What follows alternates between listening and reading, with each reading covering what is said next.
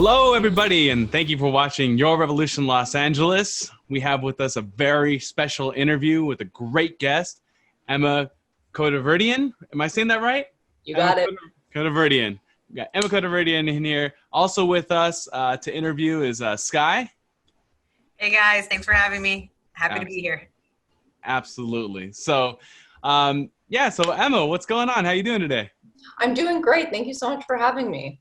Absolutely. Happy to have you. So thank you seriously for taking your time to do it. I want to get into the nitty gritty of, what work you're doing on the ground, what you're part of and so on and so forth. So I've seen here that you are part of the Sunrise Movement Youth Los Angeles. So tell people what that is and what you guys do.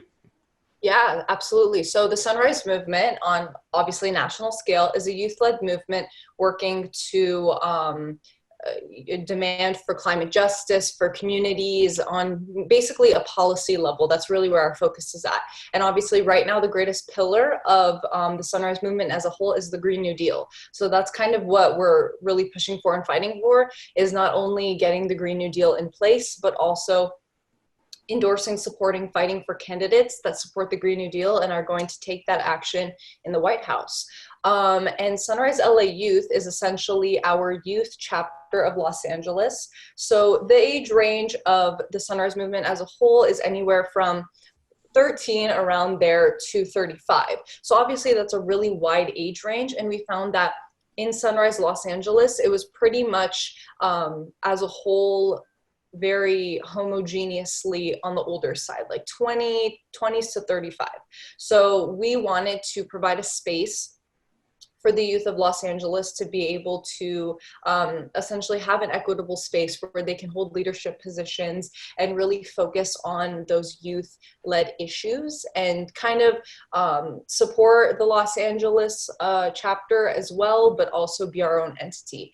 And we've really been working essentially, I know right now we're in quarantine, but it's honestly been still great because we've been doing a lot of phone banking for different candidates that are Green New Deal champions, doing different town halls, panels, lots of webinars and different actions, and we're starting to get on the ground again with our physical actions, and those are going to kind of be coming slowly this month. So stay tuned for that. Awesome. I think that's perfect. So with that being said, that means that, catching on to the Green New Deal is something that obviously the major corporations, major media, has disdain for, because it's something that cuts into their profits. It's all they care about. It's terrible, but they won't tell you that, right? And so they have done really good smear campaigns on that. So I actually have, personal family members, coworkers, friends, etc. They're not close friends, don't worry. But the ones that deny, climate change, and I mean, they'll come up with all sorts of things. So I wanted to ask you, because when it comes to people taking action, that means they have to have no doubt. They're all in. They know that there's a problem, and we got to go. And we got to go now, because that is the truth. However, I want to ask you, why is it that you believe or know that, climate change is real and that it's being affected from mankind?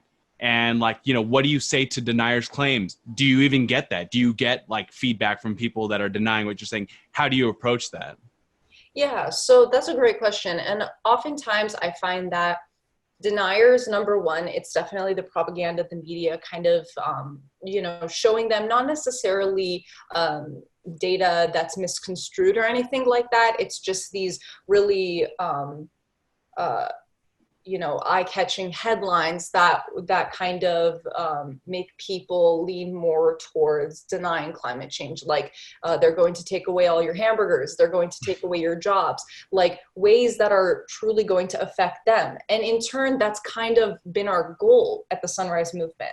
I can use myself as an example. When I came to the climate movement as a whole, I was never interested in climate change, really. I wasn't interested in the environment. I mean, it all seemed very interesting, but what really brought me to the Sunrise Movement as a whole was the work it did with communities and demanding justice for marginalized groups on the front lines of the climate crisis in general, and really the intersectionality of it all. And then I started getting to know the climate crisis as a whole. And I think it's really important, obviously, with the empirical data, the research that we have, to make sure we're showing the most accurate information to the public. But essentially, what people are going to care about most is, how is this going to affect me? And how can I take action to stop something that is truly going to impact myself and my life? So, you know, we see lower income communities, oftentimes climate change deniers, and those lower income communities, those are going to be impacted the most by the climate crisis, because those are seemingly unfavorable, quote unquote, areas to live in. So they want to hard hit them with oil drilling and oil rigs, and then that ends up affecting their own health. So then that in turn affects them, or they're working for the fossil fuel industry, or they're coal miners, and those are jobs that are just not properly paying, not dignified, not good for their health. And the Green New Deal really, you know, fights for these people, not only to give them well-paying jobs, but to give them jobs that are dignified and that are just. So truly, how I would tackle deniers isn't to throw a bunch of facts and statistics in their face, because evidently people aren't going to be able to really resonate with that. It's really to see the experiences that not only other people are facing, but how that can in turn affect them as well.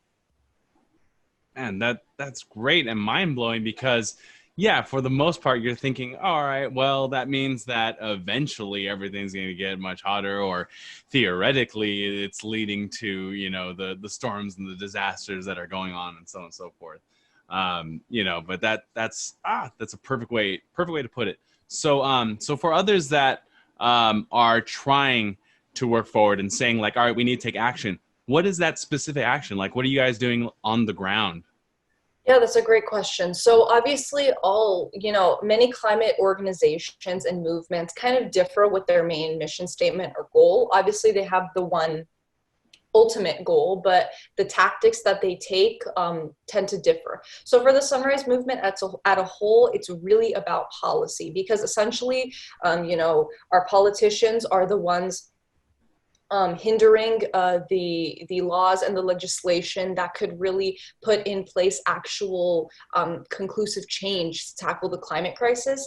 And the fact that many of our politicians, the majority of them, are in the pockets of those billionaires, fossil fuel execs, corporation leaders that are only perpetuating the climate crisis more. And because they are working for those billionaires, that they are avoiding putting out legislation that would tackle the climate crisis, because then that would mean taking those people down. So essentially, I would say that you can get involved in so many different ways. I mean, it just starts with volunteering for a campaign that is really tackling the climate crisis. You know, a candidate, whether on any level, even a local level, is so important. City council, mayoral, races, and just volunteering for those candidates so that we can get real conclusive change in our communities. And then from there, getting involved on a more national scale will really be evidently what's the most important in order to tackle the climate crisis in the US on a policy level. That's great. Awesome. Hey, Emma. So I have a question. And so when you're organizing and talking to the youth, what are some of the topics that you guys discuss? Because as you know, the biggest threat to climate change is animal agriculture, right? Do you talk about veganism or diet, or what we're consuming? Yeah, that's a wonderful question. And I think it's something that a lot of people have a toss-up, especially within the climate movement. So essentially, our idea is not to blame innocent citizens for perpetuating the climate crisis, right? Because evidently, it's these fossil fuel billionaires and corporation leaders that are really the ones to blame and that need to be taken down.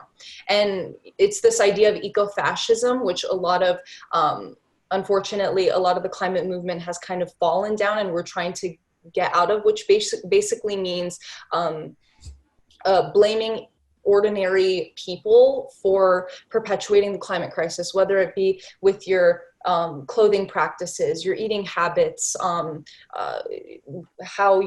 car you drive, things like that. When ultimately those aspects of life aren't as easy for people to avoid. I mean, a lot of people who are really on the front lines of the climate crisis are those in lower income communities that aren't within proximity to the most sustainable food practices, or cannot afford, an eco-friendly car, or can't afford to have these sustainable practices in a sustainable life. So ultimately, it's kind of, if you can, that's great, that's awesome. We don't push the idea away, that's perfect. But if you can't, you're not to blame for the climate crisis, because ultimately it's those people on top that are really causing it. So. Yeah, you're absolutely right. It's like you go to a grocery store, just as a quick example, and you'll see the organic section, and it's a tiny little section, right? For example, Whole Foods, where of course the owner is a terrible human, but still healthy, healthy food there, right? And it's only in certain places. It's not going to be in the hood, right? And so that's a good approach. And so how do you are part of the Sunrise Los Angeles youth, and I can imagine that you get a lot of backlash from older politician, right? Because in the Congress you don't see representation. Young AOC's the youngest, and that's about it, right? But they're just full of, let's be honest, they're full of older white men, right? And so how do you get them to take the youth serious? Yeah, I mean, that's an amazing question, and really, I think it's about showing that we are a movement that is a force to be reckoned with. I mean, there was a really popular video that essentially went viral, and it was someone from the Sunrise Movement, and she was 16 at the time, and she went to a town hall forum for her governor. I can't remember the name quite well, but she went to that forum, and she essentially did what we call bird dogging. And she asked a question to kind of catch the politician off guard, asking if he wasn't putting out legislation to tackle the climate crisis in her state because he was taking money from corporations and fossil fuel execs. And he, called her naive and told her that, she's not as old as he is and doesn't have that lived experience, essentially. And the governor ended up not getting reelected for his next term. Nice. So as we can see, we have that power to do that. I think it's just building this mass movement so that they can't ignore us, so that they see us, and that we're all working together, and we're also telling our stories. I mean, I think it's really special for kids from, higher income communities or more affluent neighborhoods to be being allies with those that are affected. But ultimately, we need to be putting those that are tackling the climate crisis firsthand at the forefront. So that means our Black youth, our Indigenous folks, our Latin individuals, and lower income communities in general, so that they can tell their stories. Because ultimately, when we see these experiences, it's way more influential than chanting for climate justice. To have those real experiences to show that, okay, we're young, but we've experienced far more than you have in your whole lifetime, and it's going to be catastrophic and detrimental to our health, to our generation as a whole. It's really what's ultimately going to catch their eyes and get their attention. I love it, man. You gave me chills just listening to that. I'm so happy that you guys got that politician out. Yeah, that's great. And I've noticed too, I was looking at, your Twitter feed for a bit just to kind of see it. And you're not just pushing, or letting people know about just, climate change and the climate science behind it. You're also going on a lot of other, different things that, that ties into what you were just saying, right? When you're talking about, economic justice. You have a lot of stuff here, obviously, once again, about the Green New Deal, but Medicare for all. I'm also seeing, you're pushing that and so on and so forth. What was it then that led you to the Sunrise youth movement, to, I guess, have a focus on that you know, when we're all dealing with a whole bunch of other, you know, issues that are going on right now. Absolutely. And I think that's oftentimes a misconception from people who don't understand the climate movement too well, is that the climate movement is just about the environment, and it completely ignores other you know, social justice ideas or fights. And you know, it's kind of spearheaded by more affluent communities and you know, tree huggers, whatever. You know, we have all these stereotypes, but ultimately, without racial justice, there is no climate justice. Without economic justice, there is no climate justice. And I believe that the climate movement is one of the most intersectional movements, because every single social justice issue is mixed into the climate movement as a whole. And there are so many different, you know, roads you can take. And that's one of the reasons why the Green New Deal is so important, because it talks about, you know, protecting frontline communities and tackling them first. And that's why we really push for the Green New Deal, instead of just hearing different pillars of legislation about how politicians are going to tackle climate. There are multiple reasons, but essentially we really need to be hitting those frontline communities and marginalized communities first. And you know, we have so many different groups that I stated before that are facing multiple issues beyond just the climate crisis, but that is one of the biggest ones that encapsulates, you know, their health, their socioeconomic status, their lived experience day to day. So without tackling all those issues, we cannot tackle the climate crisis as a whole. Right. That's fantastic. I want to get back to that in just a little bit. The other one too that I noticed that you were talking about is about Armenian issues and support. Let me ask: Are you of Armenian descent? I am, yeah. Oh, awesome! Okay, cool. Yeah, because I do have a lot of you know, Armenian friends that, you know, I knew and grew up with, so on and so forth. And there's a number of them that actually are Trump supporters. Yeah. I don't know why. Maybe it could be, I'm not sure if you have any idea of that, but he also back in 2019 vetoed a bipartisan bill that has to do with the recognition of the Armenian genocide. Now, of course, he has dealings with Turkey, and, you know, we know that he's close to Erdogan, and maybe that has something to do with it. I wanted to really get your thoughts on that. Overall, I mean, is that a frustrating issue? Is that something that I don't think enough people talk about it. So I want to give you a platform to discuss that. Yeah, I mean, that's a wonderful question. And I think it's a really important, you know, question to ask. And of course it's frustrating, but honestly, it was expected. And I wasn't surprised to see that and to hear that, because ultimately, prioritizing, you know, military deals has always been the situation with recognizing the Armenian genocide. I mean, it has been exactly 115 years since the Armenian genocide, and we have not been recognized by the United States like wholeheartedly. And the United Nations itself is actually kind of you know, having this back and forth with how they want to, I guess, recognize it, or how they want to approach it with Turkey's presence, obviously, in the United Nations. And to that, I believe that we need to recognize not just the Armenian genocide, but all genocides.